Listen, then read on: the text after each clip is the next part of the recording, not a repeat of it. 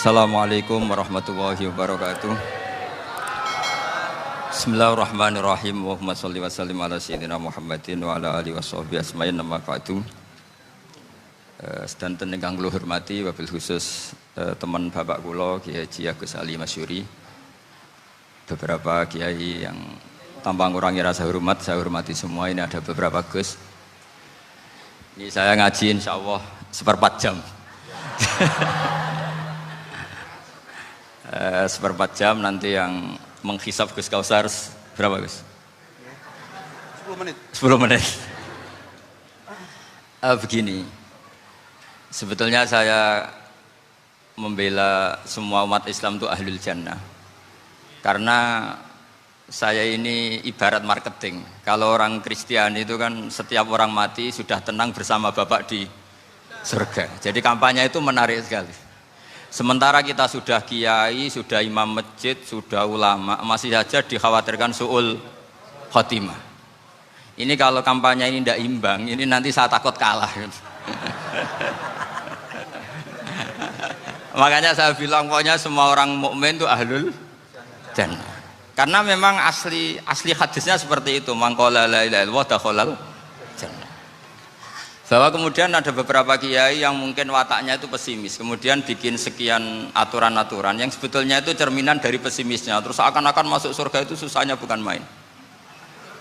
Nah itu saya tidak setuju karena tadi pasti kalah dengan kampanye sebelah yang setiap orang mati dibilang sudah tenang bersama Bapak apa? Di surga. Jadi ini penting. Terus kedua saya bilang agama ini sudah begitu baik. Masa kunci surga sudah dibocorkan miftahul jannah la ilaha illallah. Masa sudah pegang kuncinya nggak jadi masuk surga, itu kan aneh. Ya sudah masuk saja, tapi tidak usah minta bantuan saya, masuk aja, kan sudah pegang kuncinya. Terus ketiga, kenangan terburuk saya ketika jadi kiai itu gini, saya ada beberapa guru SD datang ke saya. Ini agak-agak masalah besar. Gus boleh nggak buka ujian nasional yang masih disegel? Semua guru bilang nggak boleh, itu kriminal kan. Ada satu guru yang bikin analogi agak kacau. Boleh saja. Wong ujian di kuburan saja dibocorkan para kiai nggak apa-apa. Itu.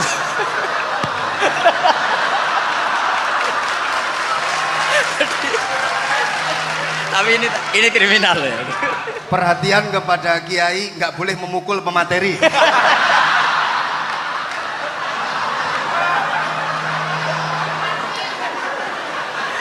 Jadi tentu itu analogi yang salah kan. Marrobuka kan, Tuhan kamu siapa, Nabi kamu. Tuhan kamu siapa, Nabi kamu siapa, imam kamu siapa. Ini kan sudah dibocorkan oleh para kiai. Artinya apa? Nak raiso jawab kebablasan gitu. Terus guru ini berpikir kalau ujian akhirat sekrusial itu saja bisa dibocorkan, kenapa ujian nasional tidak boleh? Tentu ini kias yang salah, saya tidak ngajari seperti itu. Tapi saya ngajari ke kalian betapa mudahnya masuk surga. Kunci jawaban sudah dikasih, kunci pintu masuk sudah dikasih. Kok sampai tidak masuk, ini kebablasan. Paling salah gurunya. Jadi ini kenapa saya sering cerita orang mukmin semuanya itu min ahlil jannah. Itu saya jamin. Sama tidak usah takut su'ul khotimah, tidak usah takut berlebihan seperti itu. Karena setahu saya, setidaknya saya mewakili ulama zaman ini. Rata-rata guru kita ini bermadzhab Syadzili dalam berkeyakinan berpikir tentang Allah. Di antara ini yang mulai saya ngomong serius, supaya tadi kan guyonannya sudah diambil Gus Reza sama Gus Kausar. Saya tahu kenapa mereka guyon. Kalau ngomong serius takut kalah sama saya.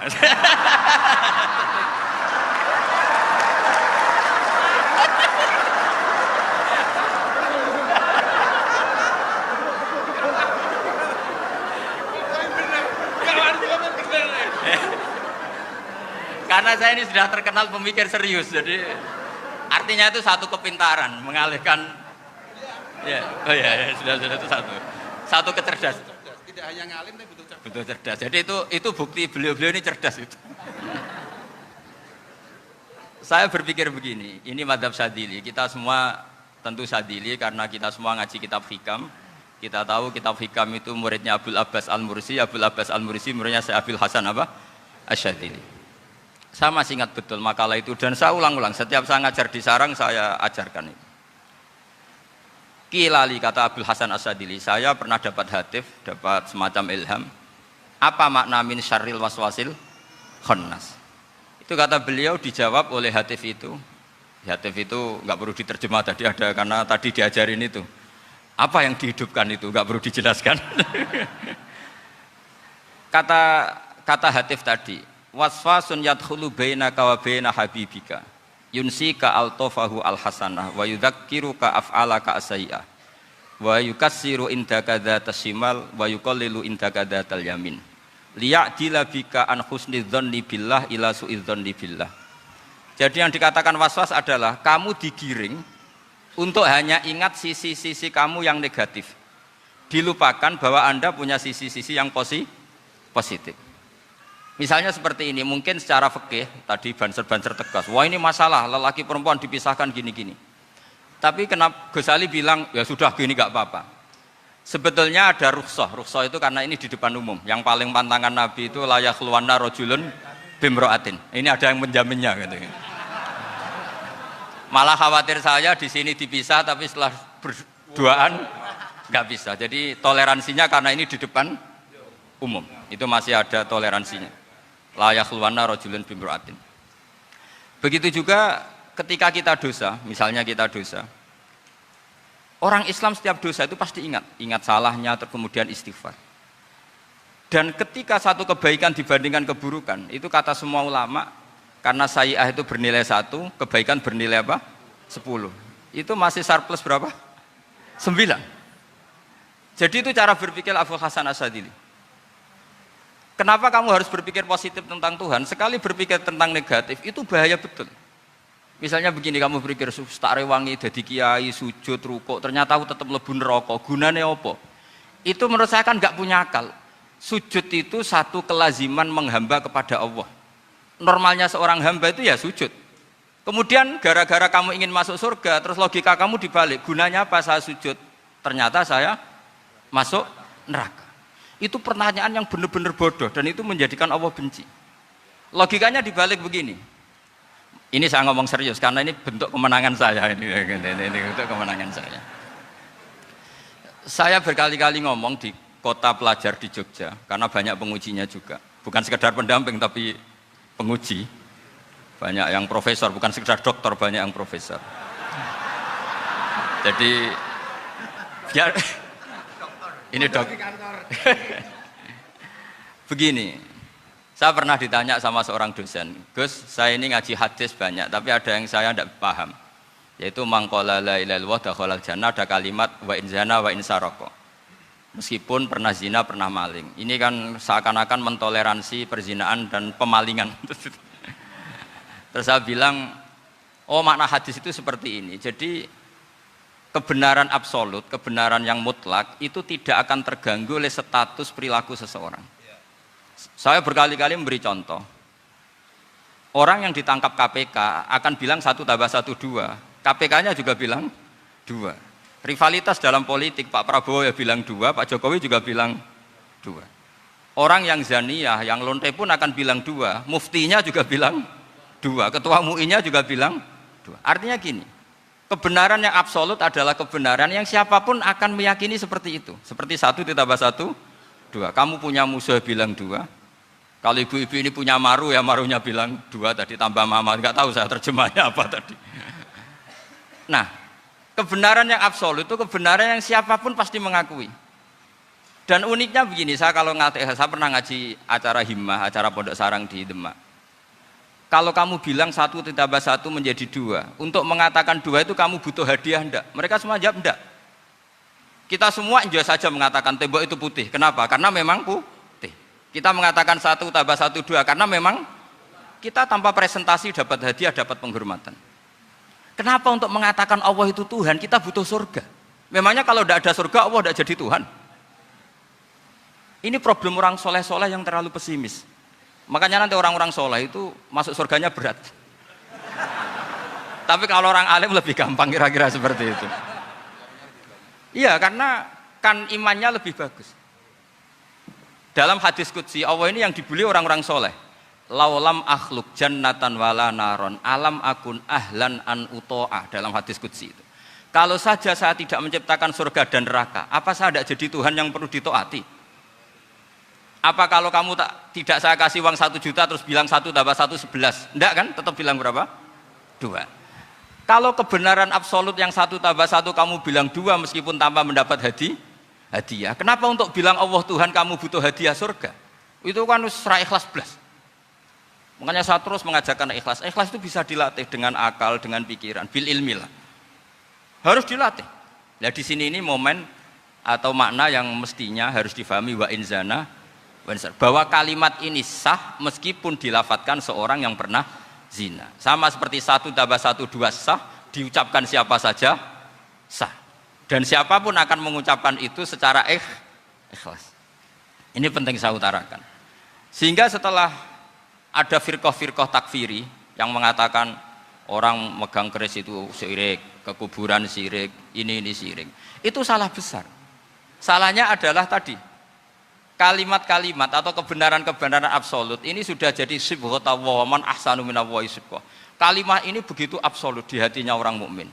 Sehingga ketika terganggu oleh hal-hal yang adat istiadat kayak pegang keris, kayak apa, ini tidak mengganggu. Tetap kualitas iman ini di atas keyakinan adat membawa apa keris. Kalau orang membawa keris menjadi syirik karena percaya sama makhluk. Orang misalnya kejawen kalau nggak bawa keris nggak nyaman. Orang kota itu kalau nggak bawa ATM juga nggak nyaman. Itu tidak dihukumi syirik. Kamu pergi lupa bawa HP nyaman enggak? Enggak, kenapa tidak dihukumi syirik?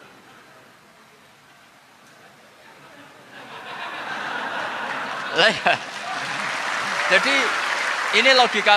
Jadi makanya ini Gus Reza boleh ngeritik saya itu berkali-kali bilang saya termasuk ulama yang mau bikin gerakan cangkem elek. Karena nanti kalau saya nisbatkan ke Rasulullah itu tidak pantas karena Nabi ahsanan nasi khalqau wa khuluqa. Tapi saya siap jadi bempernya Rasulullah Shallallahu Alaihi Wasallam. Pernah ada diskusi di Jakarta, ini kisah nyata. Apa dalilnya setelah sholat salaman? Mana hadisnya? Itu dijawab hadisnya tentu kita kesulitan. Kalaupun ada hadisnya dhaif semua yang masalah musafahah. Akhirnya mau tidak mau dijawab pakai cangkem elek. Boleh enggak kamu setelah salam nyalain HP yang off? Boleh. Boleh enggak ke kamar mandi? Boleh. Oh berarti kencing boleh, nyalain HP boleh, yang enggak boleh itu ingat Allah. Karena mereka mengkritik wiridan, mengkritik salam. Akhirnya mikir deh. Ada enggak hadisnya orang setelah sholat nyalain HP? Enggak ada kan? Tapi mereka nyalain HP enggak hambatan, tapi untuk salaman masalahkan. Ke kamar mandi boleh, tapi untuk wiridan enggak boleh. Akhirnya mereka sadar, oh iya. Lama-lama dibisiki gini yang kelompok itu. Kamu itu korban aliran supaya kamu enggak ingat Allah, ingatnya HP-nya. Sehingga orang wiridan kamu kritik, orang nyalain HP enggak kamu kritik. Itu kelompok itu adalah kelompok orang-orang yang supaya orang Islam itu lupa Tuhannya. Itu gerakan cangkem elek, tapi jadikan orang sadar. Jadi ini penting. Jadi kalau kamu tidak bisa bela agama dengan jalan yang lurus karena tidak bakat gitu, nggak apa-apa pakai cangkem elek tadi. Karena nggak mungkin gerakan ini dinisbatkan kepada Rasulullah Shallallahu Alaihi Wasallam. Kalau soal sanad saya punya sekian sanad tentang itu, tapi tidak usah kamu ikuti. Ada orang tanya, ya Pak Kiai kalau setan dibakar di neraka panasan enggak? Ya panasan. Loh kan setan dari api, ngapain harus panasan? Kan materinya sama. Terus Kak Kiai tadi gak kesulitan, dia ngambil pasir, disawero di wajahnya. Wah sakit Kiai, kamu kan dari tanah, kena tanah kok. Jadi itu ada sekian, artinya gini ya, kalau kesulitan jawab pakai baik-baik ya sudah pakai cangkem elek itu aja karena. Nah, tapi tentu kan gerakan ini tidak mungkin dinisbatkan kepada para nabi. Tapi saya pastikan meskipun nggak bisa dinisbatkan kepada para nabi dari segi cangkem elek tadi, tapi secara semangat itu sama. Saya punya sekian contoh. Benar Gus Riza tadi gojok saya ngawur-ngawurnya itu masih punya sanad. Itu pas saya ngawur pun masih punya apa? Sanad. Nabi Ibrahim itu ketika faja'alahum juzatan illa kabiralahum itu si berhala paling besar dikasih kapak. Ketika mereka geger, ini siapa yang berhala-berhala kecil? Kata mereka, sami'na fata yadhkuruhum yuqalu lahu Ibrahim. Ya kira-kira Ibrahim lah gitu. Terus setelah Ibrahim didatangkan, siapa yang melakukan ini semua? Ini jawaban Nabi Ibrahim, bal fa'alahu kabiruhum hadza. Ya tanya yang bawa pedal, saya kan enggak bawa kan. Terus kata orang-orang, otak kamu itu di mana? Masa berhala disuruh nanya, kan nggak bisa ngomong.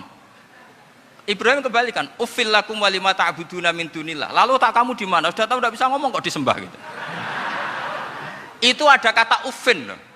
Uffin itu kalau diterjemah kira-kira ya agak-agak jancuk gitu. Kira-kira ya kira-kira seperti itu. Jadi Sekarang dalilnya jancuk apa Gus? Bahkan jangan biasa kalau misalnya saya bilang sudah itu. Gimana? Jancuk itu dari daksu, dak tinggalkanlah suan perkara sing elek. Krono ilate wong Surabaya kakean rawon, akhirnya ngomongnya jancuk.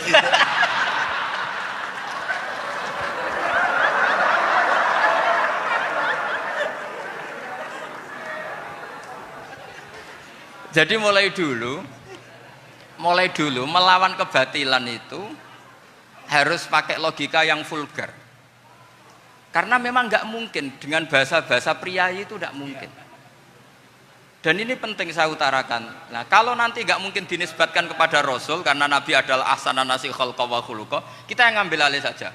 Gus Reza, saya, Gus Kausan ini cara cangkem elek kan pantas. Luas. Selain bakat ya sudah natural.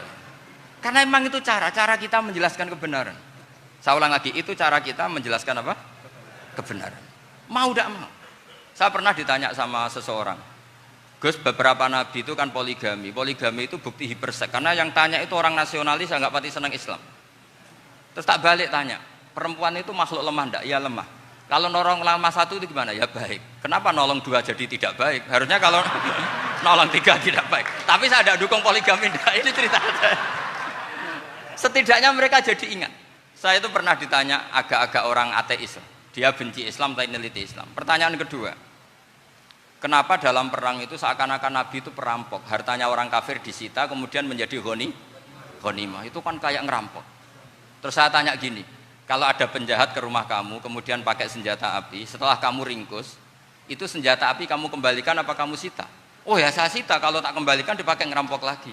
Ya sama seperti itu, kalau kekuatan mereka dikembalikan ya akan dipakai kekuatan mereka lagi. Jadi ya lagi-lagi ini kemenangan orang serius. Karena nanti guyonnya sudah dintekno sama Gus Safa sama Gus Riza. Nah, kenapa saya ngajar begitu rileks, begitu santai? Karena pikiran saya sederhana. Fa innal uqula muttarratun ila qabilil haq. Akal sehat pasti dipaksa menerima apa? Kebenaran. Sehingga kebenaran itu tidak usah kamu ngomongkan secara serius, secara tidak perlu. Kebenaran itu mudah diterima. Saya itu pernah ngaji berkali-kali di Jogja di mana-mana sampai ada buku seorang dokter nulis tesisnya itu bangga lagi menjadi muslim setelah ngaji saya itu. Karena saya menerangkan itu ringan. Orang Islam itu harus mencintai Allah. Ciri utama cinta itu tidak tegang, rileks. Saya bilang begini, kalau kamu pernah 1 tahun digratisi orang rumah, makanan, kamu kira-kira itu mudah nggak mencintai orang yang berjasa sama kamu minjemin rumah dan kasih makan gratis? Mudah kan? Apalagi kita ini mudah mencintai orang yang minjemin mobil 1 tahun, ngasih rumah 1 tahun, apalagi selamanya. Kenapa kita tidak mudah mencintai Allah yang memberi kita bumi, air, oksigen, semuanya kita dikasih Allah? Akhirnya mereka mikir, wong mencintai seseorang yang ngasih dalam durasi 1 tahun saja mudah, apalagi mencintai Allah yang ngasih kita tanpa batas. Itu disebut walladzina amanu asaddu hubbal lillah. Orang mukmin itu mudah sekali mencintai Allah. Caranya dilatih tadi. Kita mudah mencintai orang yang berjasa sama kita. Kenapa tidak mudah mencintai Allah yang tentu jasanya lebih besar? Nah, karena akhir-akhir ini banyak orang yang terlalu nazir, terlalu kata Nabi kan basyiru walatu nafiru yasiru walatu asiru. Sehingga saya bikin gerakan. Pokoknya semua orang mukmin pasti masuk surga. Nanti soal ada kesalahan-kesalahan kecil yang menjadikan orang su'ul khotimah itu sifatnya kehati-hatian. Jangan menjadi hukum. Hati-hati itu tidak menjadi hukum. Kalau kamu nyupir hati-hati itu bukan berarti pasti kecelakaan, enggak. Hati-hati itu ya hati-hati saja, tidak menjadi hukum. Ini penting saya utarakan karena kubu sebelah kampanyenya sudah tadi, setiap mati pasti tenang bersama Bapak di surga. Sementara kita mau kampanye, kamu sholat tidak mesti diterima, haji tidak mesti diterima, jadi kiai tidak mesti masuk surga. Coba kalau kita kampanye gitu terus, yang mau jadi muslim itu siapa? Jadi ini sudah tak perhitungkan matang-matang saya milih mazhab seperti itu. Ya ini saya pikir sudah, ini pembandingnya supaya punya waktu. Saya suka sekali. Nah ini yang sesi terakhir ya, sesi terakhir. Saya akan cerita fikih karena Nyun sewu Gus, ada iklan sebentar dari ibu-ibu, pentolan mic kurang dekat ke mulutnya Gus Baha. Sehingga suaranya tidak terdengar sampai ke belakang. Oh, gitu, pentolannya didekatkan Gus ke mulut. Ini kalau ngomong konotasinya itu mesti nyerempet. Sudah apa ya? Sudah ahlinya di situ. Ya malah ada di situ.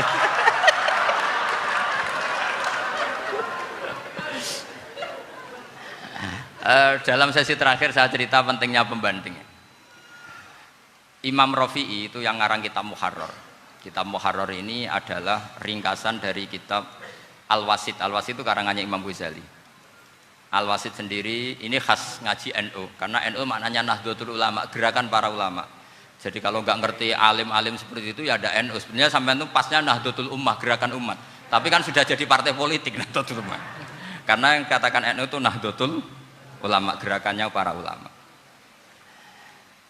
Imam Rafi'i itu berpendapat sujud itu cukup pakai batuk, pakai jidat. Itu dalam kitab Muharrar. Wal asoh anna sujud yasihu mau cukup biwatil jabhah. Ketika Imam Nawawi mentasih kitab Muharrar namanya Minhajut Thalibin, itu mengkritik Imam Rafi'i. Kata beliau sujud itu untuk sah harus melibatkan 7 anggota karena berdasar hadis umirtu an asjuda ala sabati a'zumin, yaitu al jabhah wal yaden warubaten wal kodamen, yaitu jabhah 2 tangan, 2 lutut dan 2 kodamen. Akhirnya saya ngecek di kitab asli, Imam Rafi'i termasuk Ashabut Tarjih dan Imam Nawawi. 2 orang ini khilaf. Kan nggak mungkin kita sebagai musokhehnya, karena yang khilaf ini 2 ulama besar, satu Imam Rafi'i, satu Imam siapa? Nawawi. Kita tidak bisa hanya ngikuti Fathul Mu'in yang mengatakan idza khtalafan Nawawi war Rafi'u quddiman Nawawi, tidak bisa, karena Imam Nawawi ini sering nginduk sama kitabnya Imam Rafi'i karena senior Imam Rafi'i. Setelah saya cek di kitab kitab asli Mamba ya, satu sumbernya semua mazhab apa? Syafi'i. Ternyata Imam Syafi'i nak ngedikan hanya begini. Wa uhibbu, saya suka setiap orang Islam sujud itu melibatkan 7 anggota karena itu aman, pasti sah. Tapi wayah tamilu, kata beliau, tapi mungkin saja sujud hanya watul jabah itu sah. Kenapa kata Imam Syafi'i? Liqaulihi sallallahu alaihi wasallam atau li du'aihi apa sallallahu alaihi wasallam fi sujud sajadalaka wajhi wa sam'i wa basori. Nabi ketika sujud itu hanya berdoa, ya Allah sujud kepada engkau wajhi wa sam'i wa basori. Nabi tidak menyebut wayadi wa rubati wa qadami. Sehingga saya berkali-kali bener kata Gus, saya ini pembela umat sing sujute 7 anggota ya tak lem, pantes dadi Rais Suriah. Itu. Yang sujute bathuk tok ya tetap sah ngikuti mazhabnya Imam Rafi'i. Meskipun itu tidak saya anjurkan. Tentu tidak saya anjurkan. Alasannya Imam Syafi'i tadi, Rasulullah pernah berdoa dengan kata-kata sajadalaka wajhi, bukan diteruskan wayadi warubati wakoda. Sehingga fal khilaf huna bakin ala khiddati kalau dalam bahasa fikih. Khilaf biar tetap sesuai aturan khilaf masing-masing. Enggak perlu kamu menggugurkan pendapat Rafi'i yang mengesahkan sujud hanya pakai jabhah. Ini penting karena tadi seperti saya katakan, yang sujud anggota pitu ya masuk swarga mergo pintere, sing nganggo bathuk tok yang mlebu swarga mergo gobloke tadi, karena aksaru ahlil jannah al-bulhu. Nah ini madhab saya. Jadi saya itu ingin umat Islam itu baik-baik saja. Iya betul. Madhabin jenengan. Ya. Karena tidak mungkin lah kita tidak bela Islam di zaman akhir, tidak mungkin kan tadi kubu sebelah kampanyenya sudah seperti itu. Kalau kita ngomong ikhtiyat, kiai ra mesti mlebu swarga, sing salat ngethuk ra mesti husnul khotimah, wah kan jadi repot. Saya ini pengagum teori ikhlas, dilatih bil ilmi, saya ulang lagi, dilatih bil ilmi. Saya ini malunya tadi saya mengatakan 1 tambah 1 2 itu meskipun tidak ada yang memberi hadiah tetap saya katakan 2. Saya mengatakan air itu dingin, tidak ada yang ngasih hadiah, saya akan bilang kalau air itu dingin, kalau api itu panas. Untuk hakikat-hakikat seperti itu saja saya jujur tanpa ingin imbalan. Tapi ketika hakikat mengenai Allah kok saya minta imbalan surga dan neraka, ini apa-apaan? Kira-kira gitulah, Rois Suryah macam apa gitu.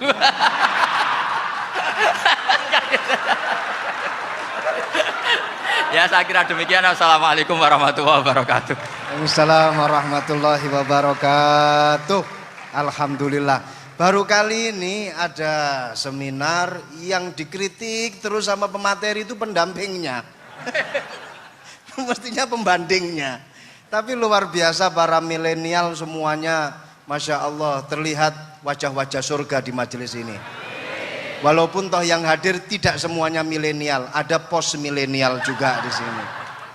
Ada yang Gus dan juga ada yang Kiai. Kalau Gus biasanya kan masih bisa tolah-toleh, kalau Kiai harus fokus. Tapi yang paling fleksibel di PWNU Jawa Timur, yang paling enak itu adalah beliau, Kiai Haji Agus Ali Mazhuri. Enaknya pripun? Dadi Kiai ya iso, dadi Gus ya iso. Itu posisinya paling enak di antara pengurus-pengurus yang lain. Tepuk tangan untuk beliau, enggak apa-apa. Langsung saya buka pertanyaan. Yang ditanya 2 orang, jangan pendampingnya. Yang ditanya 2 orang. Kalau enggak Gus Baha, Gus Kausar. Saya hitung sampai 10, enggak ada pertanyaan, kita tutup dengan doa. 1, 10. Ada yang 2 mawon nggih, pertanyaannya 2. 1, monggo. Yang perempuan, saya ingin yang perempuan, monggo. Sudah 2. Silakan.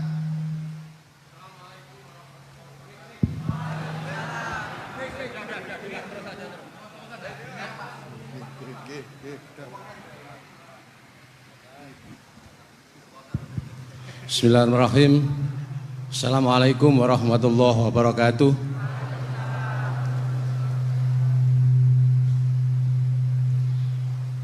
Yang saya ingin tanyakan kepada Gus Baha, saya itu sering ngaji lewat YouTube panjenengan Gus.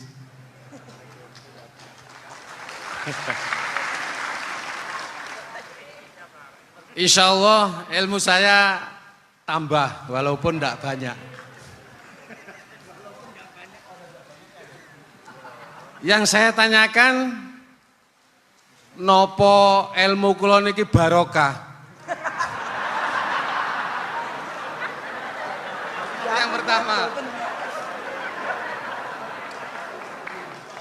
karena saya ngaji lewat YouTube panjenengan, saya tidak izin. Untuk itu hari ini saya izin panjenengan, mudah-mudahan ilmu ingkang saya dapat dari panjenengan niku saged barokah niku Gus. Terima kasih. Wassalamualaikum warahmatullahi wabarakatuh. Waalaikumsalam warahmatullahi wabarakatuh. Langsung mawon Gus nggih, yang satunya dulu. Siapa aja? Oh gitu. Monggo Gus. Itu tetap barokah dan kebaikan itu mah enggak perlu minta izin. Kalau kebaikan minta izin jadi repot. Jadi kalau dalam kitab fikih disebut iktifaan bil idzni syar'i, karena syara akan selalu memberi izin sama kebaikan. Itu udah hanya masalah YouTube sampean. Tadi melihat wajah Gus Ali ibadah, pamit dulu. Nanti kalau ada orang alim lewat mau lihat juga pamit dulu. Lama-lama mau baca sholawat, ya Rasulullah pamit dulu mau baca sholawat. Jadi semua kebaikan itu cukup iktifaan bil idzni syar'i. Ya jelas ini ya. Oke, terima kasih. Jangan lupa pulsane tuku dhewe lek ndelok YouTube. Wifi-nya juga jangan nyolong. Harus passwordnya izin kepada yang punya wifi. Baru nanti 100% barokah. Mbak yang belakang bisa berdiri. Yang mau tanya tadi. Ya, silakan. Bismillahirrahmanirrahim. Assalamualaikum warahmatullahi wabarakatuh. Mohon izin Yai Gus, saya di sini mau tanya, selain sebagai pelajar santri, saya juga sebagai seorang mahasiswi di salah satu universitas di Surabaya. Yang saya tanyakan sebagai pemuda milenial, kita semua tahu bagaimana keadaan demokrasi negara Indonesia saat ini. Yang saya tanyakan, bentuk dari hubul waton minal iman. Hubul waton di sini, bolehkah saya sebagai seorang mahasiswi menyuarakan pendapat saya, berjuang bentuk ijtihad demi keadilan berupa demonstrasi?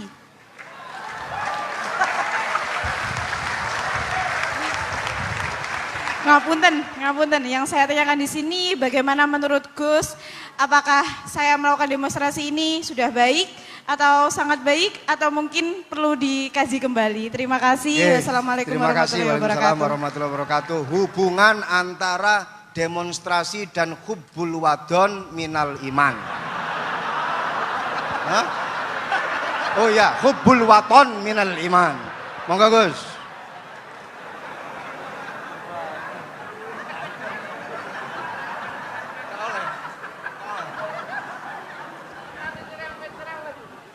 Ini benar-benar ahli. Begini kan, demonstrasi itu kan makna pokoknya itu kan apa? Memperlihatkan. Makanya demonstrasi kekuatan maknanya ya show ya, memperlihatkan satu apa? Kekuatan. Sehingga kalau dalam Islam itu ya fleksibel, asal itu tidak merugikan orang lain, tidak anarkis, tidak mandorot bagi kelompok lain tentu boleh. Bahkan kalau tidak apa? Menyuarakan suara kita tentu dengan cara-cara yang tetap islami ya, itu malah kita disalahkan karena berarti tidak ikut bertanggung jawab terhadap proses bernegara, tapi tentu disuarakan secara konstitusional dan secara baik. Kemarin pas demo di Jogja yang ramai itu masalah rancangan KUHP itu, rektor UI juga ketemu saya, pamit Gus mau demo aja ya, tapi yang baik dan sopan karena begini ya, di Quran itu ada ayat walau la daf'uhin nasa ba'dahum bi ba'dil fasadatil ard. Jadi kekuatan manapun itu harus dikontrol. Tentu kontrol itu macam-macam. Tapi tentu saya ulang lagi, jangan anarkis, jangan melakukan sesuatu yang kontraproduktif. Jadi menurut saya pernah ditanya, Gus kalau pemerintah itu didukung 90% rakyatnya bagus enggak? Ya bagus, berarti presidennya hebat, didukung mayoritas rakyat. Kalau hanya 55 ya bagus. Presidennya biar tahu, biar hati-hati karena dipilih separuh lebih sedikit gitu. Lah kok bagus semua? Ya emang harapan kita sama Allah semuanya baik semua kata saya gitu. Jadi susahnya apa sih kita melihat sesuatu itu, asal agama ini kan gampang, asal tidak maksiat itu baik. Asal tidak maksiat itu baik. Ma khuyira Rasulullah baina amrayni lakhtara aisarahuma malam yakun isman. Jadi demo itu bukan, nah kalau demo yang diharamkan sebagian fatwanya ulama tentu yang maknanya yang anarkis. Kalau yang dihalalkan tentu maknanya yang tertib. Itu biasa dalam hukum fikih.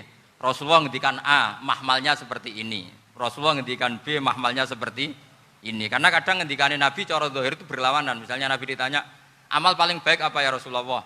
Nyaur utang gitu. Karena biasa yang ngemplang mungkin yang tanya itu tukang. Tapi kadang Nabi jawab birrul walidain. Kadang jawab as-sholat li awwali waktiha. Karena penanyanya ini beda. Gimana? Takut nggak tahu sholat. Ya, takut nggak tahu sholat kata beliau. Kan gitu. Jadi ini penting saya utarakan karena zaman Nabi itu ya biasa Nabi misalnya ngendikan sesuatu gitu. Terus ada juga sahabat yang memperlihatkan pendapatnya, tapi tidak niat bantah. Masyhur itu dalam tarikh. Saya beri contoh yang masyhur itu. Nabi pernah sholat duhur itu 2 rakaat. Sebagian riwayat mengatakan asar, tapi yang lebih kuat itu duhur. Setelah 2 rakaat Nabi sholat, itu akabirus sahabat papan atas itu tidak ada yang ngentikan karena mereka sopan semua, tahu etikal. Setelah Nabi pulang sudah dekat pintu, ada sahabat yang berdiri. Ya Rasulullah, aku siroti sholatu amnasita. Ini sholat model kosor, apa engkau lupa? Tapi sahabat yang nggak tanya, ini niatnya malah lebih agak-agak buruk. Baguslah kalau sholat terbaru 2, berarti besok ya 2. Karena pakai teori nasah mansuh, berarti hukum itu pakai yang terbaru. Jadi gayanya tidak tanya, tapi lebih sama mungkin yang setuju undang-undang tadi ya tentang rumah tangga, kalau istri nggak mau dikumpuli tetap dipaksa, nanti suaminya bisa dilaporkan ke pengadilan gitu. Saya pasti mikir saya bukan masalah pengadilannya, pasti istrinya cantik. Kalau jelek kan nggak mungkin dipaksa. Ini ketularan. Jadi saya cara berpikir tuh, jadi tak pikir lucunya saja, bukan pikir serius. Ketularan ini sudah ketularan ini. karena keburukan itu mudah nular. Akhirnya Nabi kembali lagi, enggak, kullu dzalika lam yakun, semua itu enggak terjadi. Tapi Nabi sebagai orang yang sangat, ya sebenarnya enggak boleh dibahasakan sangat demokratis, sangat bijak. Nabi kembali lagi ke mimbar terus tanya, ahakun maqalahu dzulyaten, apa betul yang dikatakan dzulyaten tadi? Kata sahabat semua, betul ya Rasulullah, tadi engkau sholat hanya 2 rakaat. Nabi kemudian takbir lagi, meneruskan 2 rakaat terus salam. Artinya kalau demonstrasi itu dengan makna mengutarakan pendapat dengan cara yang dijamin konstitusi, ya itu kan normal-normal saja, nggak ada masalah. Saya pernah derekno bapak, itu ada pertanyaan yang benar-benar mengusik saya. Ada orang miskin datang ke bapak, Pak Yai, jadi wong melarat itu ra enak. Sajane ya wis suwe dadi wong melarat ra enak. Itu pas Ramadan. Kenapa kata bapak? Bapak saya itu teman akrabnya Gus Ali, itu senengannya ya guyon, mau meninggal aja masih guyon. Bapak itu guyon terus. Kenapa aja? Sudah puasa nggak makan, buruh orang, macul itu kan berat. Mau istirahat nggak boleh karena buruh orang. Enak jadi wong sugih puasa diam di rumah gini-gini terus. Terus kata bapak saya gini, enak wong melarat. Jadi wong sugih nak puasa berat. Kok sakit ya? Esok mangan pecel, awan rawon. Enggak sore sidik sate. Jadi yang harus ditinggalkan itu banyak. Nak sampean kan biasa meninggalkan itu semua. Semenjak itu dia, oh iya, nak ngono podo-podo abot. Jadi hasutnya pada orang kaya terus nggak ada. Nah ini pentingnya ilmu. Jadi pentingnya pendamping tadi itu. Setelah diberi jelasan, oh maturun ternyata podo-podo abot gitu. Dia nggak tahu susahnya jadi orang kaya. Ya sama seperti tadi. Ya saya puasa. Kerja gini-gini bojo sitok elek terus dari yang bojone 4 cantik semua abot aku. Karena harus ninggalkan 4 yang cantik tadi yang bisa menghidupkan tadi itu. Itu kan juga demonstrasi, artinya mengutarakan apa yang, jadi itu saya pikir seperti itu. Ya ini pokoknya gitu aja ya. Assalamualaikum warahmatullahi wabarakatuh. Waalaikumsalam warahmatullahi wabarakatuh. Tepuk tangan untuk beliau. Kita doakan semoga beliau sehat walafiat, panjang umur, jembar rezeki.